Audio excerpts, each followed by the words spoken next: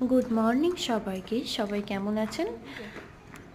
আগের দিন যে ফলের গাছটি আপনাদের দেখিয়েছিলাম, এই গাছটি অনেক খোঁজ খবর নিয়ে গুগলে সার্চও করেছি।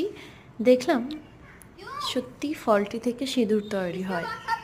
ফলটি শুকিয়ে যাওয়ার পর বীজগুলোকে হাত দিয়ে ঘষলেই ওর থেকে যে কালারটি বেরিয়ে আসে, সেটি সিঁদুর তৈরিতে কাজে লাগে।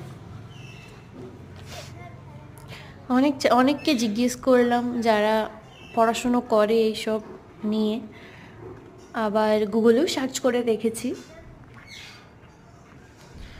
সত্যি ফলটি থেকে সিঁদুর তৈরি হয়।